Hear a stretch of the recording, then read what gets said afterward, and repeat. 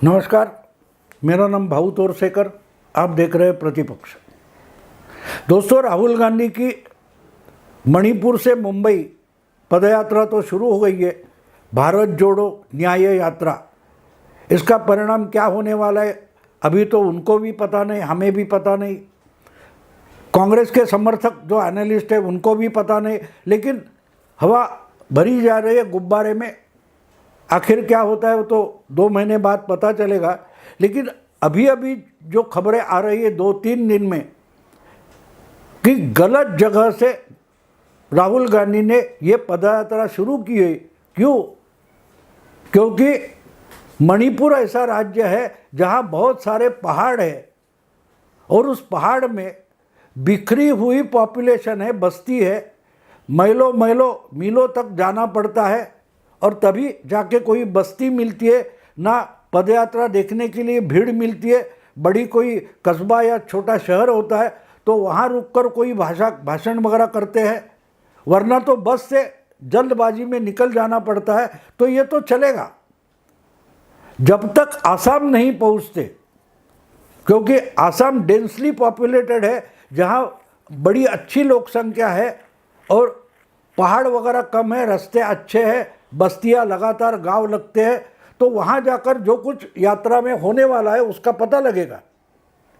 लेकिन जिन लोगों को साथ लेकर राहुल निकल पड़े हैं वो बहुतांश वामपंथी नेता है, कम्युनिस्ट विचारधारा के लोग हैं, सोशलिस्ट विचारधारा के लोग हैं, जिन्होंने पिछले 75 साल में अपनी वामपंथी विचारधारा यहाँ बोने की कोशिश की, उसकी मशाकत करने की कोशिश की, लेकिन ये विचारधारा चली नहीं। आहिस्ते आहिस्ते इनकी विचारधारा ख़त्म हो गई।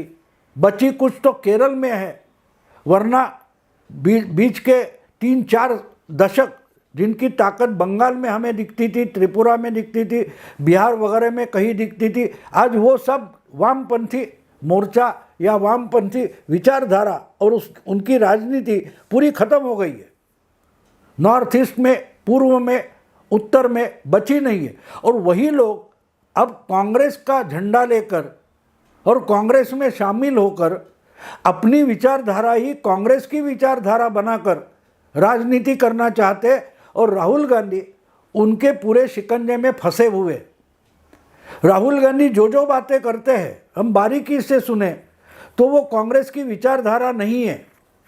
जो बिहार में बड़े रणनीतिकार माने जाते प्रशांत किशोर, जो जनसुराज्य यात्रा वगैरह बिहार में पिछले 1.5 साल से कर रहे, उन्होंने बढ़िया बता दिया कि कांग्रेस अपनी खुद की पहचान भूल गई है। राहुल गांधी की पहचान बनाते बनाते कांग्रेस अपनी ही पहचान आजकल भूल गई है। और इसका कारण हम कांग्रेस का जो नुकसान होते देख रहे हैं, इसका कारण कांग्रेस अपनी पहचान भूल गई है। कांग्रेस के ही एक समर्थक, और वैसे देखो तो प्रियंका वाड्रा राहुल गांधी के रिश्तेदार माने जाने वाले तहसीन पूनावाला है, जो अलग अलग चैनल पर आकर बड़ी ताकत से कांग्रेस का प्रवक्ता ना होते हुए भी कांग्रेस की साइड बढ़िया तरीके से पेश करते हैं। उस तहसीन पूनावाला की एक बात मैंने सुनी, मुझे अच्छी लगी। मैं मानता हूँ कि आपको वो समझाना जरूरी है। उन्होंने भी, तहसीन पूनावाला ने भी यही बता दिया कि कांग्रेस अपनी पहचान भूल गई है। जो कुछ राजनीति में चल रहा है, वामपंथी लोगों ने कांग्रेस पर कब्जा किया है, राहुल गांधी पर कब्जा किया है, और राहुल गांधी अल्ट्रा लेफ्ट की तरफ कांग्रेस को घसीटते ले जा रहे। लेकिन उसमें एक उनका मुद्दा मुझे बहुत पसंद आया कि कांग्रेस अपनी पहचान भूल गई है। और वो पहचान क्या थी? जिस कांग्रेस ने देश को आज़ादी मिला दी, ऐसा बोला जाता है कि आज़ादी की लड़ाई कांग्रेस लड़ी थी, और कांग्रेस के कारण इस देश को, इस जनता को आज़ादी मिली है, ये कहा जाता है। तो आज़ादी लड़ी जा रही थी, आज़ादी की लड़ाई चल रही थी। उस वक्त कांग्रेस क्या थी? कांग्रेस एक नेशनलिस्ट मूवमेंट थी। राष्ट्रवादी आंदोलन था कांग्रेस, ना कि वामपंथी आंदोलन था, ना कि दक्षिणपंथी आंदोलन था, ना कि कोई सोशलिस्ट आंदोलन था। लेकिन आज कांग्रेस की वो पहचान कांग्रेस ही भूल गई है और उसकी जगह बीजेपी नेशनलिस्ट पार्टी बनकर उभरी है और कांग्रेस बीजेपी के निंदा करते हुए ये अल्ट्रा नेशनलिज्म वगैरह बोलती है, लेकिन मान लेती है कि कांग्रेस से ज़्यादा बीजेपी ही नेशनलिस्ट पार्टी है। यानी कांग्रेस की जो विरासत है वो कांग्रेस ने बीजेपी को सौंप दी है कि भाई आज़ादी की जो विरासत है वो आप आगे चलाओ। हम उस ज़माने से आज़ादी के पहले और आज़ादी के बाद जो वामपंथी आंदोलन चला था, अब हम कांग्रेस वामपंथी आंदोलन चलाएंगे, हम एनजीओ चलाएंगे, कांग्रेस पार्टी नहीं चलाएंगे। ये मुझे बहुत अच्छा लगा जो तहसीन पूनावाला ने समझा दिया है, वो बढ़िया है और सच्ची बात है। वही तो प्रशांत किशोर ने बोला है, कांग्रेस की विरासत, कांग्रेस की पहचान गांधी जी है। गांधी जी हिंदुत्व के खिलाफ नहीं थे, गांधी जी धार्मिक थे, धर्म के खिलाफ नहीं थे, धर्म श्रद्धा के खिलाफ नहीं थे, और वही कांग्रेस की विरासत है। तो राहुल गांधी खुद का ब्रांडिंग कर रहे हैं, लेकिन कांग्रेस का नाम खत्म कर रहे हैं, कांग्रेस की विरासत खत्म कर रहे हैं। तो इससे निकलकर अगर राहुल गांधी को फिर से कांग्रेस को उभारना है, नए सिरे से कांग्रेस को अपने पांव पर खड़ा करना है, तो मुझे लगता है कि योगेंद्र यादव या कन्हैया कुमार वैसे जो वामपंथी है उनकी साथ लेने की ज़रूरत नहीं है। वो अपनी अपनी पार्टियां डूबो कर आए। ये योगेंद्र यादव कौन है? कोई बुद्धिजीवी है, प्राध्यापक, प्रोफेसर है, अध्यापक थे, फिर सेफोलॉजी में आ गए और लोकपाल आंदोलन के बाद जो आम आदमी पार्टी बनी उसके संस्थापक सदस्य थे, नेता थे, केजरीवाल के साथ थे। लेकिन जब ये आम आदमी पार्टी को पूरी की पूरी वामपंथी लाइन पर लेने की कोशिश करने लगे तो प्रशांत किशोर और योगेंद्र यादव दोनों को धक्के मारकर केजरीवाल ने अपनी पार्टी से निकाल दिया। इनकी जो वामपंथी विचारधारा है वो घोर बीजेपी विरोधी है, घोर आरएसएस विरोधी है, घोर हिंदी विरोधी है। वो अपनी विचारधारा की लाइन में कांग्रेस को घसीटना चाहते और राहुल गांधी उनको मदद कर रहे। हाँ, एक टीवी चैनल पर अच्छा दिखने वाला चेहरा इस ढंग से योगेंद्र यादव पेश होते और शायद वही राहुल गांधी को पसंद आया होगा। कन्हैया कुमार की बात वही है। लेकिन ये दोनों लोग कहाँ से आए? कांग्रेस के हिस्ट्री में इनका स्थान क्या है? ये लोग आज समझा रहे कि कांग्रेस का मतलब ये है, कांग्रेस का मतलब वो है। योगेंद्र यादव आज भी कांग्रेस पार्टी के सदस्य नहीं है कि कन्हैया कुमार कांग्रेस पार्टी के मेंबर हो चुके हैं, टुकड़े टुकड़े गैंग के हिस्सा रहे। बाद में उस वक्त ये Kanhaiya Kumar communist party of India में रहा करते थे। उन्होंने पिछले मुझे लगता है 2019 का चुनाव भागलपुर या कहीं समस्तीपुर से कम्युनिस्ट पार्टी के टिकट पर लड़ा था, हार गए बुरी तरह से, अभी कांग्रेस में आ गए। योगेंद्र यादव की बात 2014 का चुनाव, ये शायद चंडीगढ़ या हरियाणा से लड़े थे, गुड़गांव से लड़े थे, बीजेपी के खिलाफ आम आदमी पार्टी के उम्मीदवार बनकर। लेकिन 2015 आते आते केजरीवाल के ध्यान में आ गया ये हमको लेफ्ट पार्टी बनाना चाहते, तो इनको और प्रशांत भूषण को धक्के मारकर पार्टी के अधिवेशन से निकाल दिया था। अब ये चिपके है किसको? राहुल गांधी को। और एक बात बताना ज़रूरी है, योगेंद्र यादव का एक इतिहास बताना बिल्कुल ज़रूरी है। 2009 में 2019 में जब दूसरी बार कांग्रेस पार्टी बुरी तरह से हारी और मोदी की नेतृत्व में भाजपा ने दूसरी बार बड़ा अच्छा बहुमत साध लिया, 303 से ज़्यादा बीजेपी के सीटें चुनकर आई, तब इन्हीं योगेंद्र यादव ने पब्लिकली बोला था, ट्वीट किया था, कांग्रेस मस्ट डाई। अगर आप बीजेपी को हरा नहीं सकते तो कांग्रेस मर जानी चाहिए। क्या बोला था योगेंद्र यादव ने? कांग्रेस को मरना चाहिए, यानी कांग्रेस मरने के बाद ही बीजेपी को हराने वाली कोई ताकत खड़ी हो सकती है। ये विचारधारा योगेंद्र यादव की थी। और वही योगेंद्र यादव राहुल गांधी की 1 साल पहले की पिछली जो क्या बोलते हैं उसको, पदयात्रा थी कन्याकुमारी से कश्मीर तक, उसमें बीच में शामिल हो गए थे। और इस पदयात्रा की तो वो नेतृत्व भी कर रहे, राहुल गांधी के साथ साथ चल रहे, राहुल गांधी के साथ बैठकें कर रहे, मीटिंग कर रहे। अब ऐसे लोगों को लेकर राहुल गांधी ना अपनी कोई छवि बना सकते हैं, ना अपना कुछ ब्रांडिंग कर सकते हैं, ना कांग्रेस को फिर से अपने पैरों पर खड़ा कर सकते। लेकिन इसका मतलब ये नहीं कि कांग्रेस का पुनरुज्जीवन बिल्कुल नहीं होगा, जरूर हो सकता है।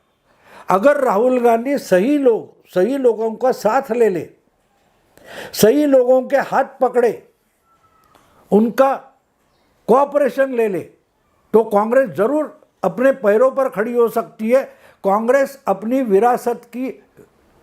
विरासत का साथ लेकर फिर से खड़ी हो सकती है। वो अपना सांस जो है, उनकी सांस जो है, वो उनकी विरासत है, यानी नेशनलिज्म, जिसके आधार पर कांग्रेस ने स्वतंत्रता की लड़ाई लड़ी थी।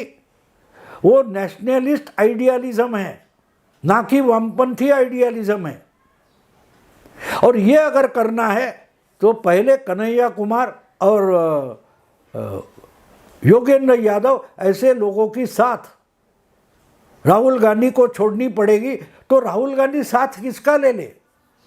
मुझे लगता है कि राहुल गांधी को अपने चचेरे भाई को साथ लेना चाहिए,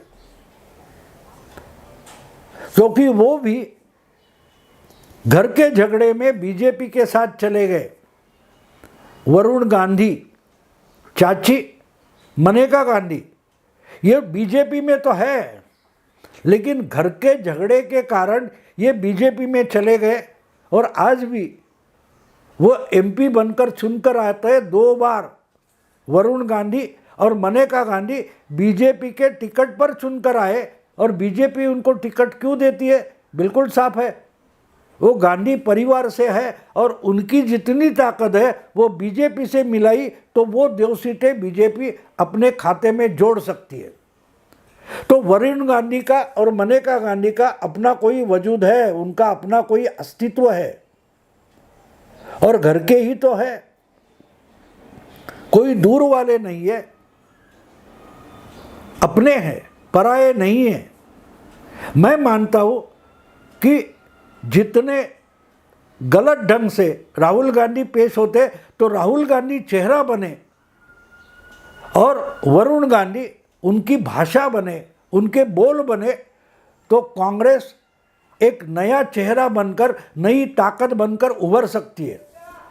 क्योंकि वरुण गांधी की एक बात मुझे पसंद आती है, वो कभी बीजेपी में नाराज़ होते, कुछ भी बोल देते, बात अलग है, लेकिन वो बोलते हैं बिल्कुल लॉजिकल बोलते हैं, लॉजिकल बोलते।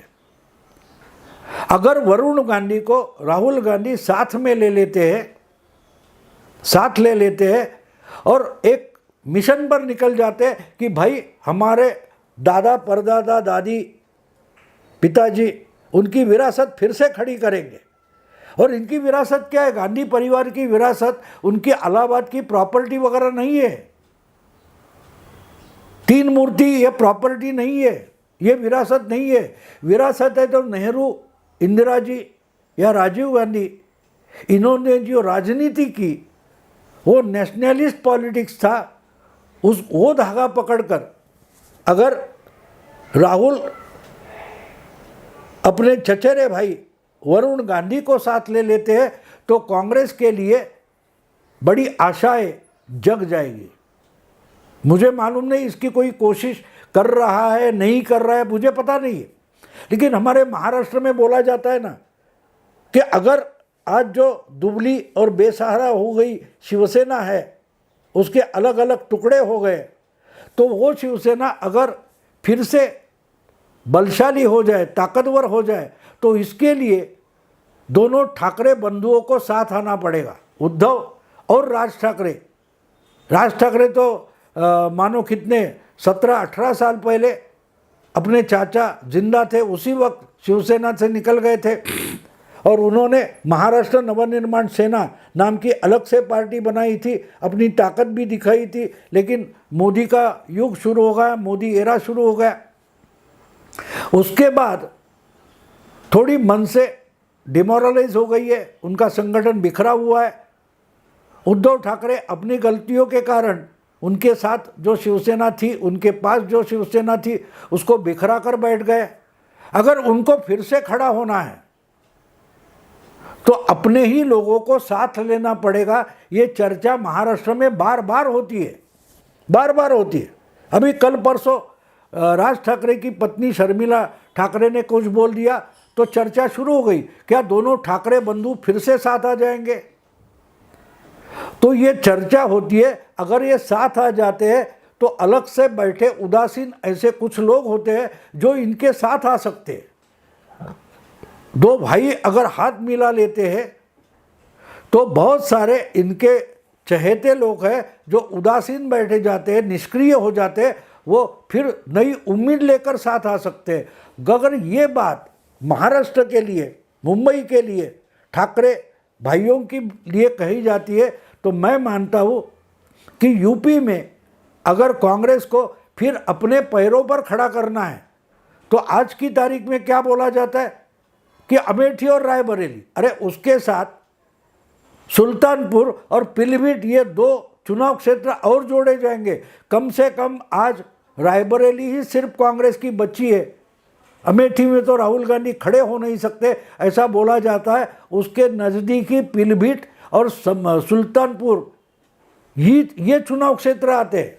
इसलिए मैं मानता हूँ कि अगर यूपी में खड़ा होना है तो इनका गढ़ जो रायगढ़, अमेठी, सुल्तानपुर वगैरह है, उस इलाके में अगर पूरा परिवार एक हो जाता है तो कुछ चमत्कार हो सकता है। हाँ, एक वो इकट्ठे आते इसलिए 80 में से 40 सीटें कांग्रेस जीतेगी, ऐसा मैं बिल्कुल नहीं मानता।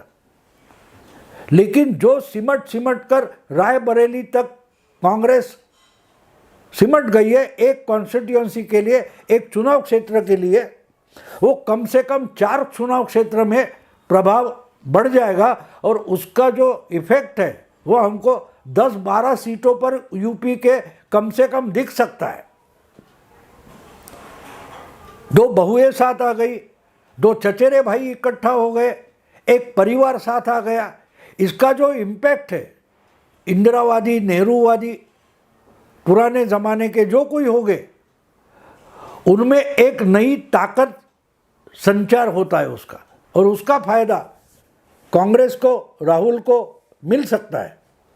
इसलिए मैं मानता हूँ कि ये जो पदयात्रा वगैरह चलने दो, लेकिन यूपी में कांग्रेस खड़ी होगी तो ही कांग्रेस की कोई ताकत बन सकती है। और इसके लिए मैं मानता हूँ कि कांग्रेस का पोटेंशियल आज भी यूपी में कम से कम नेहरू परिवार, इंदिरा परिवार, इस पर ही निर्भर है।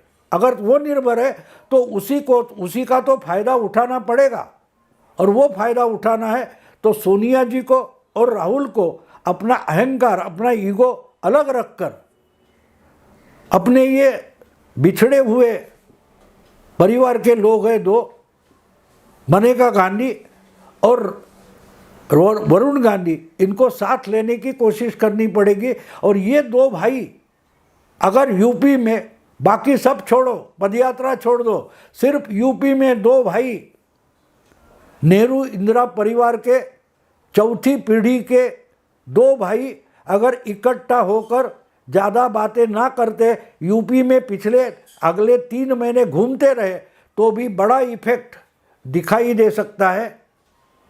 लेकिन ये होगा क्या, ये पॉसिबल है क्या, इसकी संभावना है क्या, मुझे पता नहीं। लेकिन अगर ये होता है तो कम से कम यूपी के चुनाव में, लोकसभा में बीजेपी के लिए छोटा लेकिन चैलेंज, आह्वान खड़ा हो सकता है। दोस्तों, अगर ये वीडियो आपको पसंद आए तो लाइक कीजिए, शेयर कीजिए, सब्सक्राइब कीजिए। नमस्कार।